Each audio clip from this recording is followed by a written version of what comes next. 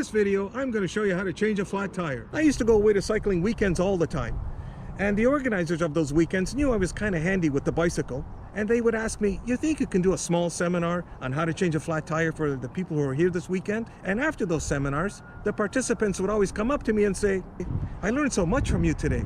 Do you have a YouTube video about this? I didn't even know what a YouTube was. So I decided, you know what? Now is the time to do that video. I'm going to show you how to stay safe. I'm going to show you how to change the flat on your bicycle.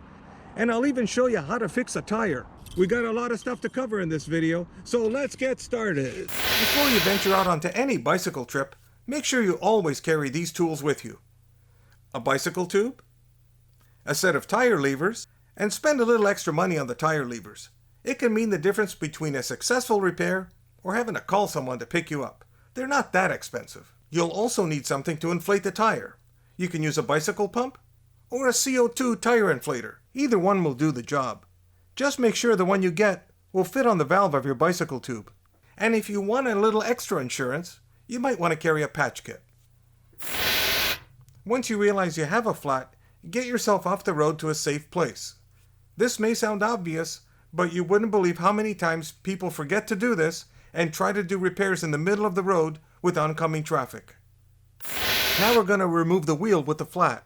If it's the front wheel, it's a little easier. You'll have to undo the brake and then remove the wheel from the bicycle. If it's the rear wheel, a good practice is to shift to the smallest cog. This will help us later when we have to put the wheel back on the bicycle. Then everything is the same as the front. Release the brake and take the wheel off the bicycle. Now that we have the wheel off, we're going to inspect the tire to see if there's something obvious that caused our flat. Stuff like glass, small bits of wire on the road, thumbtacks. If you can't find anything obvious, don't be tempted to pump up the tire and be back on your way. The flat will only come back and you may cause more damage to the tube or even damage to the tire. You need to find out what's caused the flat. Since we can't find anything obvious on the tire, now it's time to take the tire off the wheel. That's where the tire levers come into play. One end of the tire lever is a hook, designed to take the tire off the wheel. The other end of the tire lever also has a hook, and many people think it's designed so that the tire lever can be used as an earring. I'm here to tell you today, they're not. The hook on the other end is designed to go around your spokes. Before you begin the tire removal, if it feels like the tire still has some air, make sure you deflate the tube completely. Now we're ready to use the tire levers. Insert the tire lever between the rim of the wheel and the tire. What we're going to try doing is hooking the edge of the tire over top the rim. Once we've done that, hook the other end of the tire lever onto the spoke. Move a few inches away, grab a second tire lever, and hook it under the edge of the tire. You should now be able to pull the tire off the rim. If you can't because the tire is still too tight on the wheel, hook the other end of the tire lever onto the spoke, grab another tire lever, move a few inches away, hook the underside of the tire, pull the tire over the rim, and start moving the tire lever away from you like you see here in the video. One side of the tire should come off easily.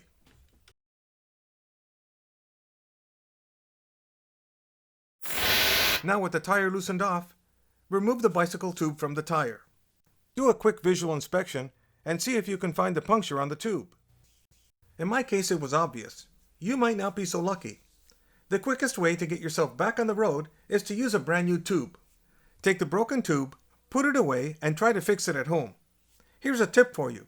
Don't leave the broken tube on the ground next to the new tube. You may end up reinstalling the broken tube. Don't ask how I know this kind of stuff. If you didn't bring a spare tube with you, or the one you have has a problem with it, you can try to fix the broken tube with a patch kit. But that's a topic for a whole other video. If you want to see that, comment below. Now, one of the more important steps about fixing a flat is checking the inside of the tire. You have to make sure whatever caused the tube to go flat is still not embedded in the tire. Otherwise, you'll start riding and get a flat again. I like to take the tire completely off the wheel and turn it inside out. It makes it real easy to inspect and pull out anything that may have caused your flat. Now we're going to install the tire. Here's another tip for you. Some tires are directional. If you look at the sidewall of the tire and you see an arrow, when you put the wheel back on the bicycle, make sure that arrow is pointing forward. Let's put one side of the tire over the rim. You should be able to do this by hand. Now we're ready to insert the tube into the tire. Pump up the tube with just a little bit of air so it has some shape. Find the valve hole, insert the valve. Now start slipping the tube into the tire. Now the final step is to put the other side of the tire over the rim. This is going to take a little bit of patience. Take your time, start from one end, and slowly start putting the edge of the tire over the rim.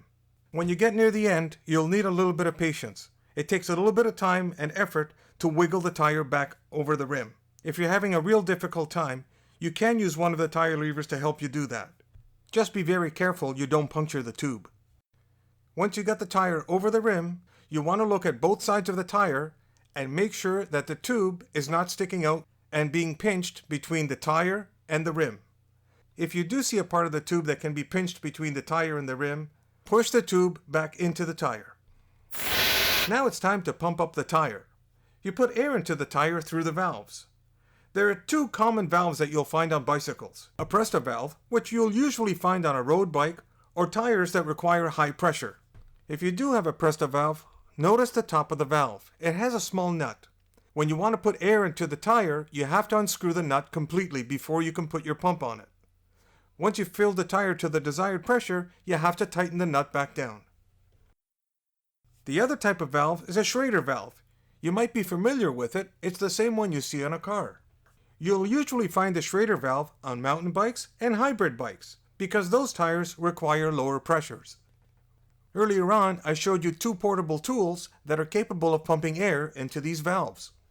One was the CO2 tire inflator. It's very popular with cyclists because it's easy to carry and works really fast. Although they're a one-time use item, and you'll always notice cyclists carry two canisters with them. The big con with CO2 tire inflators is, if you use up all your CO2 canisters on a ride, then you're not going to have a tool to pump up your tire.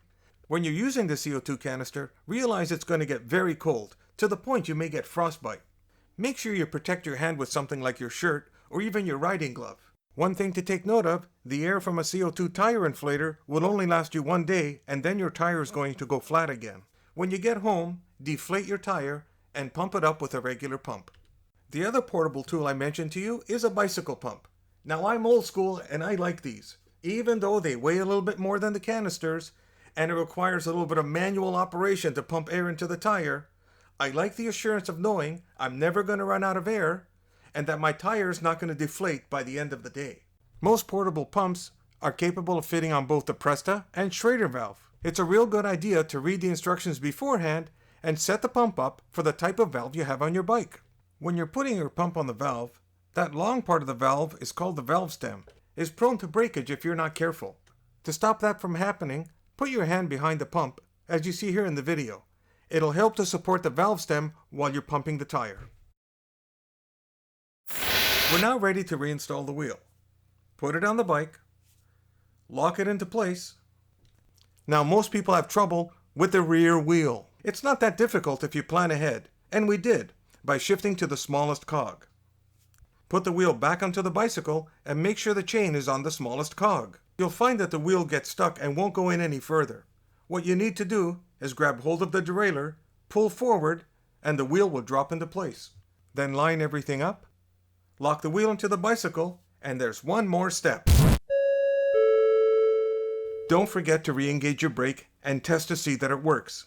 If you don't, you can get involved in a collision, or worse, a serious personal injury. Now that everything's on the bicycle, spin the wheel and make sure it spins freely. If it doesn't, loosen the wheel and readjust everything. Once you feel everything checks out, do a small test ride of about 20 to 30 meters and make sure everything's working properly. Now let's talk about boots. Not these boots.